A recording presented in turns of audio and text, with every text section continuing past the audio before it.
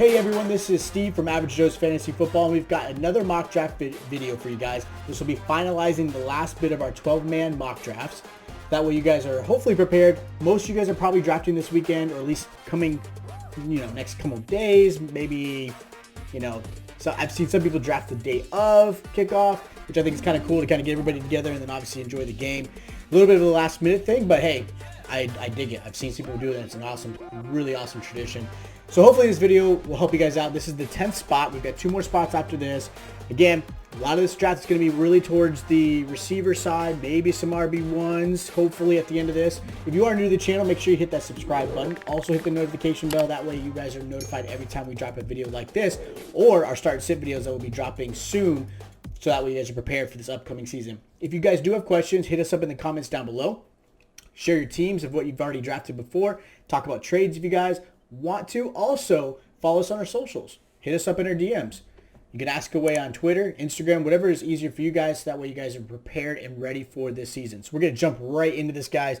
We are going to the 10th spot. This is awesome. Super excited. 10th spot actually could be a good spot. I've won in the 10th spot before. It's not always the most, reliable spot, especially when you lose out some of these running backs that you're seeing in the early part, but that's okay. We're going to help you hopefully get a good player at this spot.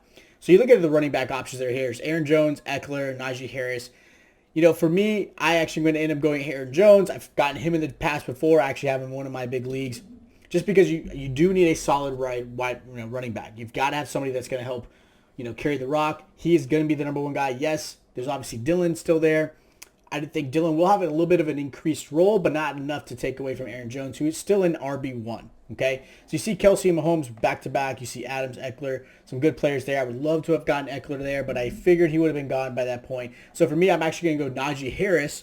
I know he's unproven, but the Steelers are really loving this kid. He looks really good. He looks like he can be a 3-down back. I've watched a few of his games this preseason, so I like going Najee Harris here. You can't go wrong if you go like a Diggs or a Hopkins or something like that. Maybe kind of an RB1, wide receiver 1 in that spot. So again, I've seen those type. I like to go to running backs. Running backs are always so hard to get, and I want to make sure I get some good options there, right? So you see a lot of the top tier receivers going. Obviously, your top tier tight ends, those are gone. Totally understandable and predictable. Almost always going to happen.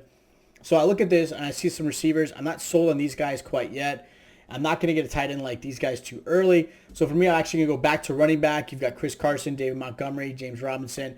I actually am going to go James Robinson. Some people would go David Montgomery or Chris Carson. I like James Robinson because he is now back to that RB1 discussion due to the fact that obviously Etienne lost for the season, which is unfortunate. So Robinson will be back into that spot. Now I'm actually going to end up going wide receiver, and I'm going to go Amari Cooper. Every time I draft, I still like Amari Cooper's opportunities over CeeDee Lamb, just because I think that relationship between him and Dak matters. Now, it could change, obviously, going into the season. It might go a little bit more towards CeeDee Lamb, and that's a risk where a lot of people like taking CeeDee Lamb because of the potential. I'm going based off floor. Amari Cooper has a better floor than obviously you're going to get out of CeeDee Lamb. So I'm going to go with that route. Now you see the other tight ends go, Pitts and Andrews. You see, obviously, the quarterbacks going here. Again, not surprising. I'm not going to go quarterback, even though I would love to get Dak Prescott. Now, if he falls to me in the 6th round, I'll go after him. But for me, right now, it's not worth it. I can get a good quarterback later on, a Tannehill, maybe a Baker Mayfield, who I really like. If you guys checked out my ranking videos, got some options in the quarterback spot that you can get later on. So I'm going to go to another wide receiver spot. And for me, I'm going to end up going Deontay Johnson. Just because Deontay Johnson is going to be the stud. He is on pace to be an absolute wide receiver 1 this season. As long as, obviously, Big Ben stays healthy, they continue to pass. Now, I'm not usually a big fan of having 2 players in the same team, but hey, there's nothing wrong with that. Now, Dak did not go, so I'm actually kind of excited. You see Juju go there. Michael Thomas a little early, especially if you look at a mock draft like this, and this probably won't happen in your league. But you see some good running backs here, good quarterback, tight end, good smart plays within Michael Thomas, your first wide receiver. Kind of questionable in a real league because Michael Thomas isn't even going to play until probably late October, beginning of November. So now you're really hurting yourself in this spot. So not always believable, just like you see all the receivers here. So take these mock drafts with a grain of salt. The whole idea of me talking about these is to get you to understand my logic and what certain players I'm going with, why I go to certain players, what positions I like to go with in those certain spots, and obviously not overreaching for certain players. So The fact that Dak Prescott's available in the 6th round, I'm going to go with him. Got a quarterback. I've got my 2 receivers, 2 running backs, and I've got a flex. Good. Solid. The only thing left really is the tight end, kicker, and defensive special teams as far as filling out the full roster. I'm going to obviously fill out depth right here. I don't need to go kicker or defensive special teams this early. It doesn't make any sense. Now, as far as tight ends go, to fill out, you've got a Dallas Goedert, Rob Gronkowski. I'll actually go Dallas Goedert. I like Goddard because he does have the potential. Yes, there's obviously Zach Ertz kind of mending his relationship back with Philly, and that might help maybe a few more balls pass towards Zach Ertz, and they'll probably run some 2 tight end sets. But Dallas Goedert is really kind of the guy they're going to transition to, so I like him. I think they want to really feed him the ball and really kind of see what he can do. Now, you look at the running back positions. I don't necessarily need those. I like a Trey Sermon. You could get the rookie here. Good spot here. I like that. You look at receivers. You got Cooks, Shenault, Antonio Brown, Boyd. I actually like going after Shenault here. Reason for that is Shenault, if you saw him in the preseason, his relationship between him and Trevor Lawrence is amazing right now. And I like what I've been seeing. Shenault's got that big play weapons. Yeah, they got DJ Chark, Marvin Jones now. But I like Shenault. I think he's going to be that slot guy who's going to really kind of steal the show for Jacksonville. And I hate to say it, but there's not many weapons that are there in Jacksonville. I look at the receivers. I'm absolutely going to go Corey Davis. If he's there, available, not too early, but just in the right spot, anywhere around this particular spot, Corey Davis is going to be a steal for you. I promise you guys. He is going to be awesome this season. I'm going to fill out some of the rest of my roster with running backs because I got 4 receivers already. I need some more running backs. I'm actually going to go with Nyheim Hines here. They're promising that he's going to get some more effort and balls his way. Yes, they like Jonathan Taylor. Yes, Marlon Mack is back. But I'm going to take the risk of going with Hines, especially in the, 3rd downs, passing out, options, things like that. So I like, Hines there for me. So that's a great pick. And again, I think they really do believe in trying to get him the ball. I love what I'm seeing here. I'm going to get Marquez Callaway. Very unlikely Callaway's going to fall this far in the draft. Now, if he does, if people aren't watching videos like this or other YouTubers or analysts, Callaway may fall this, and he's going to be the number 1 guy. If you have Michael Thomas, you should have Callaway if possible, just to kind of fill in. But if not, always go after Callaway as early and often.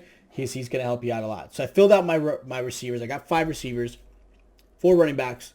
So now I'm going to go look at the running back options here. I'm going to go Tony Pollard just because, again, he's not a starter, but what he did last year with, Ezekiel out, I think it was 1 full game, but, kind of filling in when in between rest. Tony Pollard looked great for the Cowboys, and they are promising to give him the ball more. That offense is going to be really explosive, and unfortunately, if a scenario where Zeke went out, Tony Pollard's going to be a great option to fill in. So I got one more backfill spot. I can do a tight end like a Zach Ertz in case Goddard gets hurt. Nothing wrong with, tying that. I actually don't like going that route. I'm actually going to go quarterback. Just get another quarterback here. For me, I'm actually going to go Tua, just kind of a sleeper here. I think with Tua's hopeful growth, might actually end up being a good steal for some bye week fills or maybe some matchups.